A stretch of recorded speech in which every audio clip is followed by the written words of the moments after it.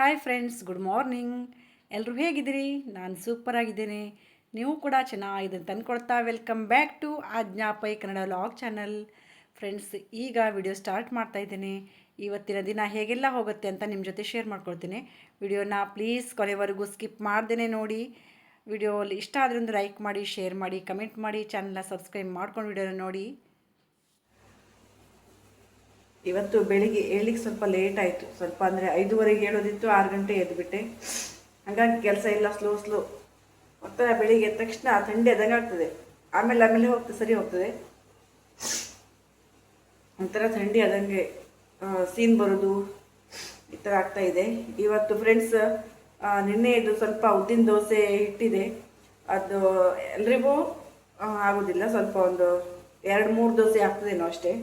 ಹಂಗಾಗಿ ಸೌತೆಕಾಯಿ ದೋಸೆ ಮಾಡ್ತಾಯಿದ್ದೇನೆ. ಸೌತೆಕಾಯಿ ಹಾಕಿ ರವಾ ದೋಸೆ, ಅದ್ರ ಜೊತೆಗೆ ಅನಾಗ ಎರಡನ್ನೂ ತಿನ್ನೋದಿಲ್ಲ. ಇವತ್ತು ಉದ್ದಿನ ದೋಸೆನೇ ತಿನ್ನೋದಿಲ್ಲ, ಸೌತೆಕಾಯಿ ದೋಸೆನೂ ತಿನ್ನೋದಿಲ್ಲ. ಹಾಗಾಗಿ ಇವತ್ತು ವೈಟ್ ರೈಸೇ ಮಾಡಿಬಿಡ್ತೀನಿ, ಬೆಳಿಗ್ಗೆನೇ ಮಾಡಿಬಿಡ್ತೇನೆ. ಯಾಕಂದರೆ ನಿನ್ನೆ ಚಟ್ನಿ ಪೌಡ್ರೆಲ್ಲ ಇದೆಯಲ್ಲ, ಅದು ಅವಳಿಗೆ ಇಷ್ಟ. ಅವಳು ಊಟ ಮಾಡ್ಕೊಂಡು ಹೋಗ್ತಾಳೆ.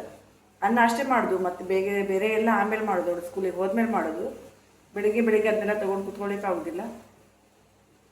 ಸೌತೆಕಾಯಿ ದೋಸೆ, ಉದ್ದಿನ ದೋಸೆ, ಅನ್ನ ಎಷ್ಟು ಮಾಡಬೇಕು.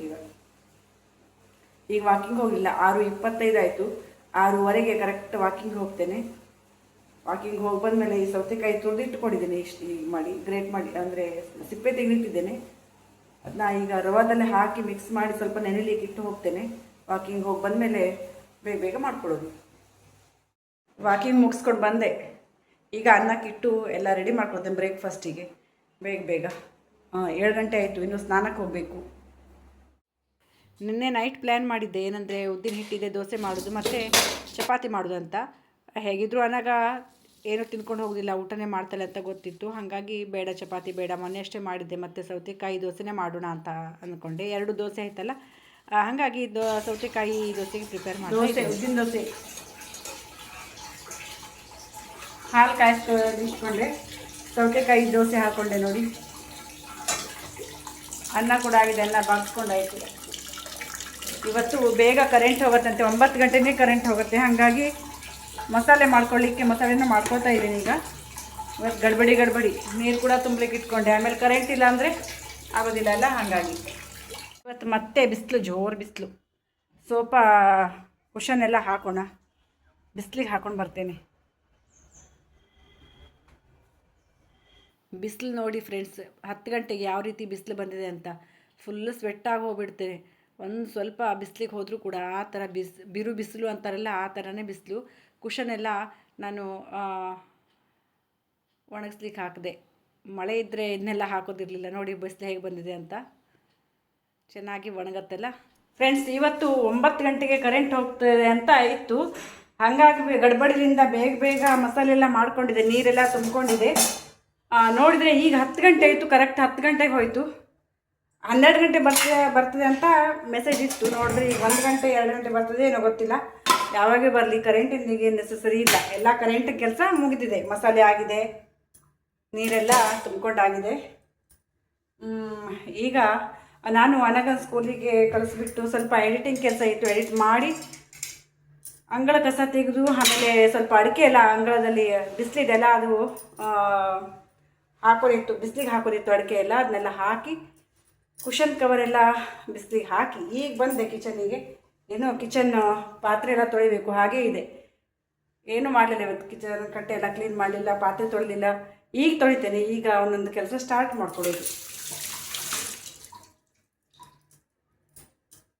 ಹೊರಗಡೆ ಸ್ವಲ್ಪ ಅಡಿಕೆ ಎಲ್ಲ ಬಿಸಿಲಿಗೆ ಹಾಕೋದಿತ್ತು, ತುಂಬ ಅಡಿಕೆ ಇತ್ತು ಬಿಸಿಲಿಗೆ ಹಾಕೋದು.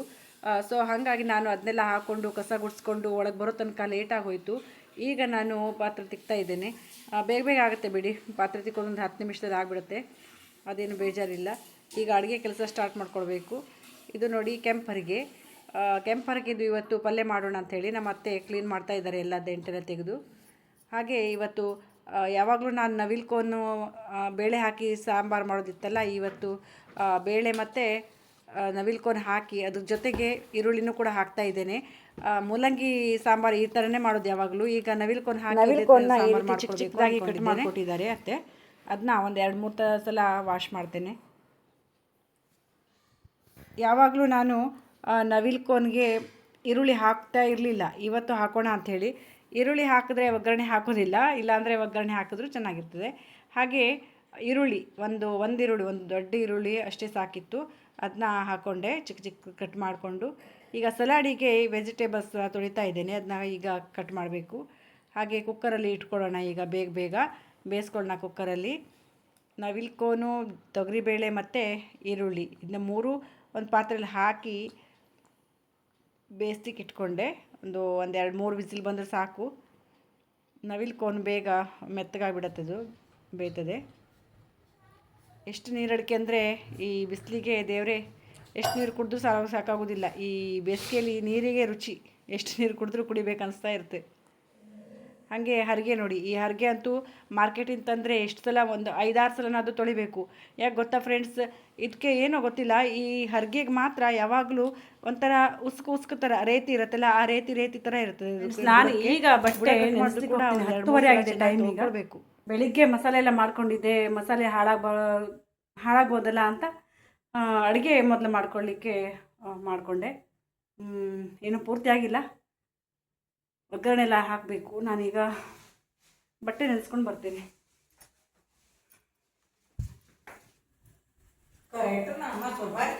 ಹಾಂ, ಇವತ್ತು ಎಲ್ಲ ಕೆಲಸನೂ ಲೇಟ್. ಯಾಕೆ ಗೊತ್ತಾ, ಬೆಳಿಗ್ಗೆ ಕೆಲಸ ಸ್ಟಾರ್ಟ್ ಮಾಡಿದೆ ಲೇಟು, ಹಾಗಾಗಿ ಎಲ್ಲ ಕೆಲಸನೂ ಲೇಟ್. ಈಗ ನಾನು ಕಸ ಗುಡಿಸ್ತಾ ಇದ್ದೇನೆ ಹೊರಗಡೆ ಕಸ ಗುಡಿಸ್ಕೊಂಡು ಬಂದು ಈಗ ಒಳಗಡೆ ಕಸ ಗುಡಿಸ್ತಾ ಇದ್ದೇನೆ. ಅದು ಪಾತ್ರೆ ತೊಳೆದು ಕಸ ಗುಡಿಸ್ಕೊಂಡೆ. ಸೋಫಾ ಸೆಟ್ಗೆ ಕುಷನ್ ಎಲ್ಲ ಹೊರಗಿದೆ, ಹಾಕಬೇಕು. ಬಿಸಿಲಿಗೆ ಚೆನ್ನಾಗಿ ಹಾಕಿ ತಂದು ಆಮೇಲೆ ಹಾಕಬೇಕು. ಕವರ್ ಕೂಡ ನಿನ್ನೆ ನನ್ನ ಒಗೆದಿಟ್ಟಿದ್ನಲ್ಲ, ಎಲ್ಲ ಫ್ರೆಶ್ ಆಗಿರ್ತದೆ. ಹಾಗೆ ಹೊರಗಡೆ ಬಿಸಿಲಿದೆ ಅಂಥೇಳಿ ಕುಚ್ಚಲಕ್ಕಿ ಒಂದು ಚೀಲ ತೊಗೊಂಡು ಬಂದಿತ್ತು, 25 kgs ಅದು ಚೀಲ. ಅದು ಹಾಳಾಗಬಾರ್ದು ಅಂಥೇಳಿ ನಾನು ಬಿಸಿಲಿಗೆ ಹಾಕ್ತಾಯಿದ್ದೇನೆ. ಒಂದು ಸಲ ತಂದಿದ್ದು ಮಳೆಗಾಲದಲ್ಲಿ ಹಾಳಾಗೇ ಹೋಯಿತು, ಬಿಸಿಲಿಗೆ ಹಾಕದೇ ಹಾಳಾಗೋಯ್ತು. ಹಾಗಾಗಿ ಈಗ ಬಿಸಿಲಿಗೆ ಹಾಕಿಟ್ಟು ಚೆನ್ನಾಗಿ ಅದನ್ನ ಒಣಗಿಸಿ ಆಮೇಲೆ ಅದನ್ನ ಆರಿದ ಮೇಲೆ ಚೀಲದಲ್ಲಿ ತುಂಬಿಡಬೇಕು ಅಂತ ನೋಡಿ. ಅಬ್ಬಾ, ಎಷ್ಟೊಂದು ಬಿಸಿಲಂದರೆ ಸ್ವಲ್ಪ ಹೊರಗೆ ಹೋಗಿ ಬಂದರೆ ಸಾಕು, ಅಷ್ಟು ಸ್ವೆಟ್ಟಾಗಿದೆ ನೋಡಿ. ಸ್ವಲ್ಪ ಅಕ್ಕಿ ಹೊರಗೆ ಹಾಕಿ ಬಂದಿದ್ದಕ್ಕೆ ಈ ಬಿಸಿಲಲ್ಲಿ ಕೆಲಸ ಮಾಡೋರು ಪಾಪ ಹೇಗೆ ಮಾಡ್ತಾರೋ ಅಲ್ಲ. ನಮಗೆ ಒಂದು ಸ್ವಲ್ಪ ಹೊರಗೆ ಹೋಗಿ ಬಂದಿದ್ದಕ್ಕೆ ಎಷ್ಟು ಕಷ್ಟ ಆಗ್ತದೆ. ಈಗ ಬಟ್ಟೆ ಒಗಿಲಿಕ್ಕೆ ಹೋಗಬೇಕು.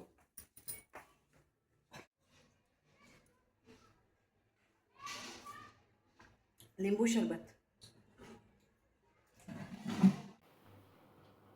ಫ್ರೆಂಡ್ಸ್, ಕುಕ್ಕರ್ ಆಗಿದೆ.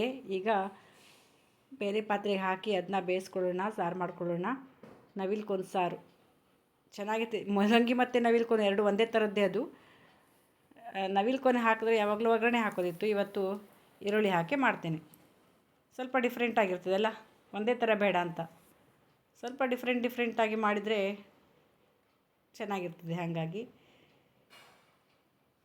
ಉಪ್ಪು ಹಾಕಿ ಮಸಾಲೆ ಹಾಕಿ ಕುದಿಸ್ಲಿಕ್ಕೆ ಇಟ್ಕೊಂಡೆ. ಈಗ ಬಟ್ಟೆ ಒಗಿಲಿಕ್ಕೆ ಬಂದಿದೆ ನೋಡಿ ಫ್ರೆಂಡ್ಸ್. ನಮ್ಮ ಬಾಳೆ ಗಿಡಕ್ಕೆ ಬಾಳೆ ಕೊನೆ ಬಿಟ್ಟು ಮಾರ್ಕೆಟಿಂದ ಎಷ್ಟೇ ಬಾಳೆಹಣ್ಣು ತರಲಿ ಅಥವಾ ಯಾವುದೇ ಫ್ರೂಟ್ಸ್ ತರಲಿ, ನಮ್ಮ ಮನೇಲೇ ನೆಟ್ಟದ ಗಿಡಕ್ಕೆ ಏನಾದರೂ ಬಾಳೆ ಕೊನೆ ಆದರೆ ಅಥವಾ ಒಂದು ಪೇರ್ಲ ಹಣ್ಣು ಆದರೆ ಅಥವಾ ಮಾವಿನ ಹಣ್ಣು ಆದರೆ ಎಷ್ಟು ಖುಷಿ ಆಗ್ತದಲ್ಲ. ಹಾಗೆ ನಮ್ಗೆ ತುಂಬ ಖುಷಿ. ಒಂದು ಕೊನೆ ಬಿಟ್ಟಿದೆ. ಮಂಗ ಒಂದು ಇಟ್ಟರೆ ಸಾಕು, ಮಂಗ ಕಾಯ್ತಾ ಇರ್ತದೆ ಏನು ಸಿಗ್ತದೆ ಅಂಥೇಳಿ. ಬಟ್ಟೆ ಹೊಕ್ಕೊಂಡು ಬಂದೆ, 12 ಗಂಟೆ ಆಯ್ತು. ಈಗ ಬಿಸಿಲಿದೆ, ಒಣಗಲು ಹಾಕ್ಸ್ತೇನೆ. ಇವತ್ತು ಕರೆಂಟ್ ಬೇರೆ ಇಲ್ಲ ವಾಷಿಂಗ್ ಮಿಷಿನ್ಗೆ ಹಾಕಲಿಕ್ಕೆ. ಫ್ರೆಂಡ್ಸ್, ಈ ಬಿಸಿಲಲ್ಲಿ ಗೇಟ್ ಹತ್ರ ಯಾಕೆ ವೇಟ್ ಮಾಡ್ತಾ ಇದ್ದೇನೆ ಗೊತ್ತಾ? ಮೀಶೋದಲ್ಲಿ ಒಂದು ಆರ್ಡರ್ ಹಾಕಿದೆ, ಅದು ಇವತ್ತು ಪಾರ್ಸಲ್ ಬರೋದಿತ್ತು. ಕಾಲ್ ಮಾಡಿದ್ರು ಗೇಟ್ ಹತ್ರ ಬಂದು ನಿಂತ್ಕೊಳ್ಳಿ ಅಂತ. ಎಷ್ಟೊತ್ತಾದರೂ ಬರಲೇ ಇಲ್ಲ. ಈಗ ಬಂದರೆ ಇರಬೇಕು. OTP ನೋಡ್ತೇನೆ. ಟೈಮಿಗೆ 12 ಗಂಟೆ ಆದರೆ OTP ಬೆಳಿಗ್ಗೆನೇ ಬಂದಿತ್ತಂತೆ. ನಾನು ಮೆಸೇಜ್ ನೋಡೇ ಇರಲಿಲ್ಲ. ಅವರು OTP ಕೇಳ್ತಾ ಇದ್ದರು. ಪಾರ್ಸಲ್ ತೊಗೊಂಡು ಬಂದೆ. ಅದಕ್ಕೂ ಮೊದಲು ಒಂದು ಸ್ವಲ್ಪ ಹೊತ್ತು ಮೊದಲು ಒಂದು ಪಾರ್ಸಲ್ ಬಂದಿತ್ತು, 2 ಎತ್ಕೊಂಡು ಒಳಗಡೆ ಬಂದೆ. ಬಟ್ಟೆ ಎಲ್ಲ ಒಣಸ್ಕೊಂಡು ಬಂದಾಯಿತು. ಈಗ ಒಗ್ಗರಣೆ ಹಾಕ್ತೇನೆ. ಇದು ಕೆಂಪರಿಗೆ ಕೆಂಪು ಹರಿಗೆದು ಪಲ್ಯ. ಇದು ಸಲಾಡಿಗೆ ಸ್ವಲ್ಪ ಒಂದು ನಿಮಿಷ ಬೇಯಿಸ್ಕೊಳ್ಬೇಕಷ್ಟೇ ಸಲಾಡಿಗೆ. ಅದು ಈಗ ಒಗ್ಗರಣೆ ಹಾಕ್ತೇನೆ. ಕೆಂಪು ಹರಿಗೆ ಪಲ್ಯ ಅಷ್ಟು ರುಚಿ ಆಗದೇ ಇದ್ದರೂ ಕೂಡ ದೇಹಕ್ಕೆ ಆರೋಗ್ಯಕ್ಕೆ ತುಂಬ ಒಳ್ಳೆಯದು. ಹಾಗಾಗಿ ನಾವು ಯಾವಾಗಲೂ ಮಾಡ್ತಾ ಇರ್ತೇವೆ. ಬನ್ನಿ ಊಟ ಮಾಡೋಣ. ಸಿಂಪಲ್ ಆಗಿರೋ ಊಟ. Good evening friends. 4:50 ನಾನು ಮಲಗಿದವಳು ಎದ್ದೆ, ಮುಖ ತೊಳ್ಕೊಂಡು ಈಗ ಹೊರಗಡೆ ಹೋಗ್ತಾ ಇದ್ದೇನೆ. ಯಾಕೆ ಗೊತ್ತಾ,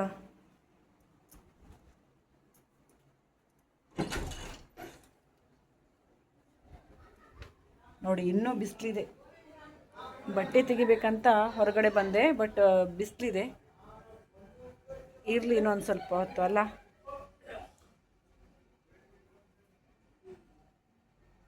ಅನಘ ಬರ್ತಾಳೆ ಈಗ, 5 ಗಂಟೆ ಬರ್ತಾಳೆ. ಇನ್ನೊಂದು 15 ನಿಮಿಷ ಇದೆ. ಅವಳಿಗೆ ತಿಂಡಿಗೆ ಅವಲಕ್ಕಿ ಕಲಸಿರ್ತೇನೆ. ಅವಳ ರಿಯಾಕ್ಷನ್ ಒಂದು ನೋಡಿದ್ರೆ ನನಗೆ ಇವತ್ತು ತಿನ್ಬೋದೇನೋ. ಕಾಫಿ ಮಾಡು ಅಂತ ಹೇಳಿದ್ಲು, ಕಾಫಿ ಮಾಡ್ತೇನೆ. ಹಾಗೆ ಅವಲಕ್ಕಿನೂ ಕಲಸಿರ್ತೇನೆ ಅವಳಿಗೆ. ಫ್ರೆಂಡ್ಸ್, ಅನಘ ಬಂದ್ಲು ಸ್ಕೂಲಿಂದ. ಅವಳಿಗೆ ಈಗ ತಿನ್ನಲಿಕ್ಕೆ ನಾನು ಅವಲಕ್ಕಿ ಕಲಿಸಿದೆ. ಬಂದು ಡ್ರೆಸ್ ಚೇಂಜ್ ಮಾಡಿಕೊಂಡು ನಮ್ಮ ಮಯಕ್ಕೆ ಸೈಕಲ್ ತೊಗೊಂಡು ಬಂದಿದ್ದ. ಸೈಕಲ್ ಹೊಡಿತೀನಿ ಅಂತೇಳಿ ಹೋಗಿದ್ದಾಳೆ. ಸ್ಕೂಲಿಂದ ಬಂದ ತಕ್ಷಣ ಹಸುವೆ ಅಂತ ಬರ್ತಿದ್ಲು. ಇವತ್ತೇನು ಸೈಕಲ್ ಹೊಡೆಯೋ ಮೂಡ್ ಅವಳಿಗೆ. ಸೈಕಲ್ 1-2 ರೌಂಡ್ ಹೊಡ್ಕೊಂಡು ಬರ್ತೇನೆ, ಆಮೇಲೆ ತಿಂತೇನೆ ಅಂತ ಹೇಳಿದ್ಲು. ಓಕೆ ಅಂದೆ. ಬರೀ ಓದು ಅಂದರೆ ಅವಳಿಗೂ ಬೇಜಾರು ಬರ್ತದೆ.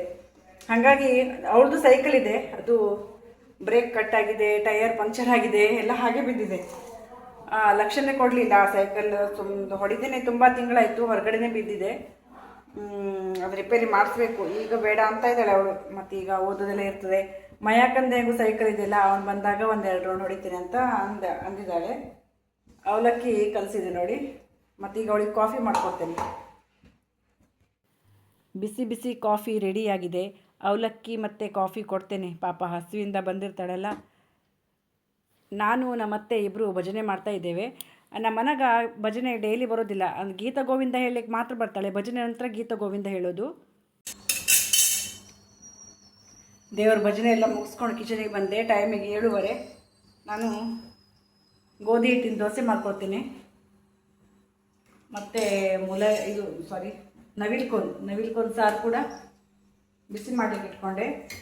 ಅನ್ನನೂ ಕೂಡ ಬಿಸಿ ಮಾಡಿ ಇಟ್ಕೊಂಡೆ. ಹಾಲೊಂದು ಬಿಸಿ ಮಾಡಿಕೊಂಡ್ರೆ ಆಯಿತು. ದೋಸೆ ಮಾಡಿಕೊಂಡು ಬೇಗ 8 ಗಂಟೆ ಒಳಗಡೆ ತಿಂದುಬಿಡೋದು. ನನ್ನ ರಾತ್ರಿಯ ಊಟ. ಫ್ರೆಂಡ್ಸ್, ಇದಾಗಿತ್ತು ಇವತ್ತಿನ ವಿಡಿಯೋ. ನನ್ನ ರೂಟೀನ್ ವಿಡಿಯೋ ಇಷ್ಟ ಆದಂದರೆ ಲೈಕ್ ಮಾಡಿ, ಶೇರ್ ಮಾಡಿ, ಕಮೆಂಟ್ ಮಾಡಿ, ಚಾನಲ್ನ ಸಬ್ಸ್ಕ್ರೈಬ್ ಮಾಡಿ.